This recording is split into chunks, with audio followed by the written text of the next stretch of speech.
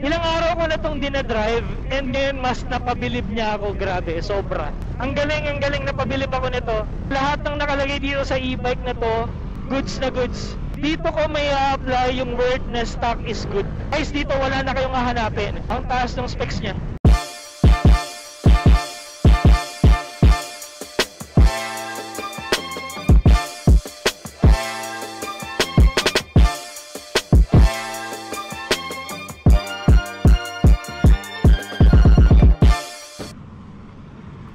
What's up guys? It's already 6 in the evening and ngayon ay nagre-review tayo ng bagong e-bike ni NXT, which is ang pangalan niya is Voltaris Pro. Ayan, as you can see, talagang mukhang motor na motor, side by side, oh. Ang angas ng dating and hindi mo talaga maaakalain na e-bike siya kasi itsurang motor na siya. Ngayon guys ay i-review natin yung kanyang takbuhan dahil maraming nagre-request kung kumusta ang performance ni NXT Voltaris Pro.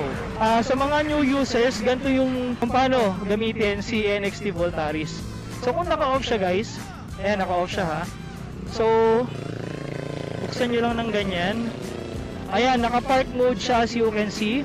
Tapos yung kanyang odometer, 710 kilometers. Para po mawala yung park mode, i-press nyo lang po itong kanyang preno sa kaliwa. Ready to throttle na siya guys. At ngayon yung nakikita nyo guys is voltage. Ngayon ay naka 80 volt siya. Meron na po siyang BMS guys. Ayan, mga ka-e-bike, may BMS siya. I-connect lang natin ulit yung BMS. So ang battery po niya is 72 volts, 67 AH na LiFePO4. Ayon po sa NXT, ang range po nito is 150 to 170 kilometers. Disconnect lang siya, no? Pero kanina connected na. Ulitin natin. Ito, Xiaoxiang Electric.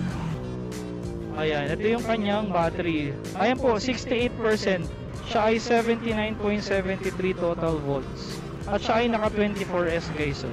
Kaya talagang mahaba yung range niya. Dito tayo sa switches. Ito yung kanyang headlight, yung high beam, low beam. Pero mamaya na natin makita yan. Turn signals, yung kanyang busina. Tapos itong reverse guys, yung R. Para mag-reverse ka, kailangan yung pindutin yan. Tapos saka natin ito throttle. Ayan, umatras tayo. So ang kanyang reverse is mga 4 kilometers per hour. Mabagal lang naman. So again, pindot to, i-hold mo yung R, saka mo ito throttle. Tapos guys, dito tayo sa kabilang switches, speed. Naka speed 1 tayo ngayon. Ang speed 1 niya dito sa panel is 40 kilometers per hour. Speed 2 niya is 55 kilometers per hour. And speed 3 is 75 kilometers per hour. And then ito po yung kanyang headlight to, dulo, park light, tapos yung as in walang ilaw lahat. So naka park light lang tayo ngayon. Then as you can see, meron tayong O at saka S, which is ordinary. Yung ordinary po, yan po yung ordinaryong torque lang, hindi ganun kalakas na torque. Okay? Yung S naman po is sports mode, kung saan pag piga mong ganun, automatic agad siya, nagre-response agad siya. So mas malakas yung torque. Kaya kung gusto mong overtake, ito, kuha mo agad yung torque sa sports mode. Pero sa speed po, wala namang pinagbago. 40, 55, tsaka 75 pa rin. Mas malakas lang na torque ang binibigay po ni sports mode. So ngayon, testingin natin siya guys. So nandito po tayo sa Plaridel Bypass Road.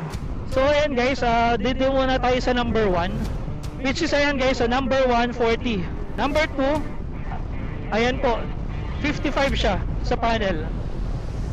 So meron siyang konting difference lang kasi kanina naka 52 sa GPS dito sa Google Maps.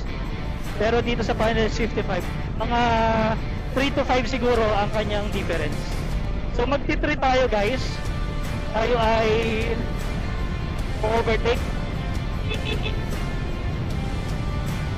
Ayan, naka-todo piga tayo sa 3. 75. Ayan, naka-steady ako sa 75. Ayan, naka-73 naman siya sa ating GPS sa Gmax. Goods na goods ang takbuhan guys. Ang battery niya 72 volts, 67 AH lithium phosphate or LiFePO4. Ang controller po is EM85. Programmable po siya.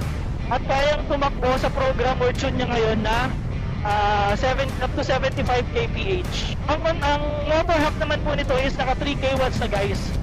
Na-try ko naman na to sa Ahuna nung nakaraan nung Bitbit River kami. Kahit may OBR ako, siguro ang timbang niya nasa mga 70 kilos kung hindi ako nagkakamali. Ang paahon namin is nagre-range naman ng 40 to 50 kilometers per hour, naka number 3 ako. So malakas naman sa uhunan. Goods na tong ganitong e-bike para sa mga baguhan. At alam nyo ba, goods to sa mga beginner na ayaw mamoroblema na kailangan kong mag-upgrade ng ganito, ng ganyan. Saan ako hahanap ng mas malakas na motor hub? Kasi yung nabili kong stock, mabagal pa. Saan ako bibili ng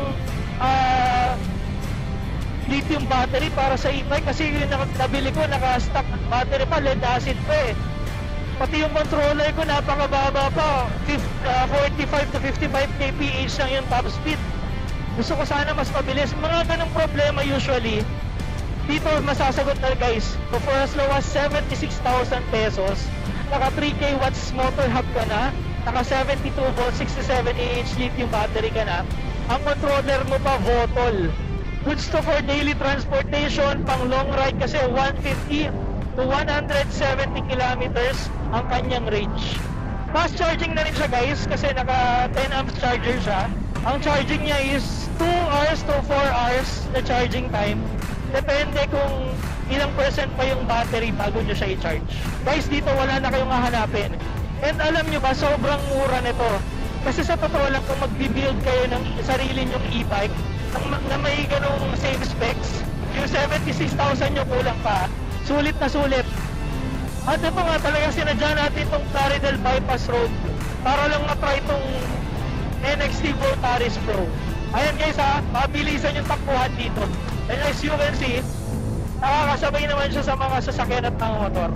Idadagdag ko pa pala guys, ang kanyang braking system naka CBS po. Naka 4 pads sa harap, 2 pads sa likod. Yung bilis niya, natumbasan din ng magandang braking system. Malakas yung preno, pero ito yung prenong hindi ka mag-i-skid. Kasi yung pagpiga mo ng preno, kahit biglaan man yan, dahan-dahan kanyang ihihinto. So safe pa rin. Naka-disc brake po ito, front and rear. Ang gulong niya harap-likod 120/70/12. Maganda yung pagkakakapit nung stock na gulong niya. Maganda yung grip. Kahit upurin nyo muna kasi na-try ko naman siya in all kinds of sa kalsada, sa mabato, sa lupa. Na-try ko, maganda yung grip. Ang ganda rin guys ng ng kanyang side mirror.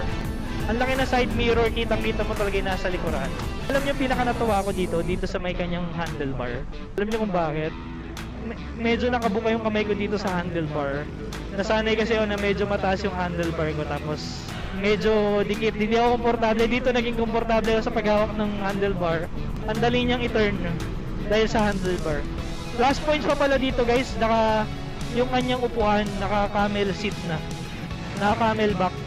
Tama ba yung term ko? Camel seat, camel back. All in all, goods na goods, sulit na sulit. Siguro aabot ka ng around mga 70 to 90k sa build lang ha. Hindi pa kasama yung presyo ng mismong e-bike. Pero sa presyo 76,000, sulit na sulit. Ang taas ng specs niya. Tapos guys, yung shock niya sa likod, saka sa harap, okay na okay. Kahit hindi nyo pa iparepack tong shock sa harap. Yung sa likod naman, masasuggest, okay naman na tong stock na shock sa likod. Pero kung may budget kayo na pang adjustable na shock, okay din yun para kung may OBR man kayo, ma-adjust nyo ng manually yung shock. And pwede pa kayong mag-adjust depende sa bigat ng OBR nyo. Sa lahat ng nakalagay dito sa e-bike na to, goods na goods. Dito ko may apply yung word na stock is good. Ayan, sa pagte-test drive natin ng ating e-bike, inabutan tayo ng gabi, 6:12. Ang galing na pabili pa ko nito. And guys, nakikita nyo tong battery bar na yan. Siguro tinatanong nyo, bakit ganyan yung battery bar kapag hindi ka nakapiga? Ayan, nakapiga tayo, kita nyo, nakasteady lang. Pero pag nagpiga tayo ng throttle, gumagalaw yung battery bar. Ang tawag po dyan, regenerative charging. So ibig sabihin po, once nabitawan nyo po yung pagpiga sa throttle, automatic pong nagcha-charge siya. Dahil po sa tinatawag na yon na regenerative charging, napapahaba niya po yung range ng inyong e-bike. So kahit papaano, nakakadagdag siya ng charge sa battery. Ilang araw ko na itong dinadrive and ngayon mas napabilib niya ako, grabe, sobra. Kung ako ay bibili ng e-bike na to sa halagang 76k, bibilhin ko ba? Opo, bibilhin ko kasi sobrang mura niya sa specs na nakalagay sa kanya.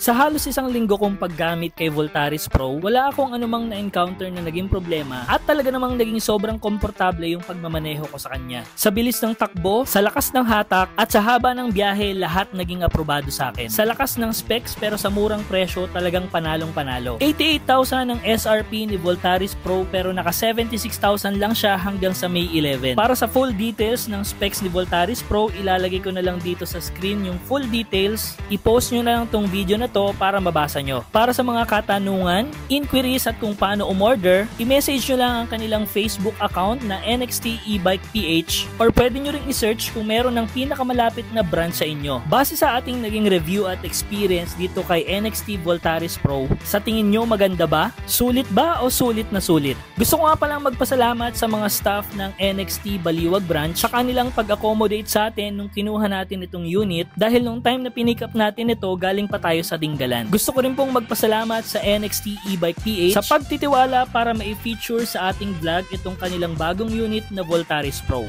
Ako nga pala si Evia Hemoto, ang inyong lakwatsero at galang e-bike rider at samahan nyo ako sa susunod nating e-bike rides and travels.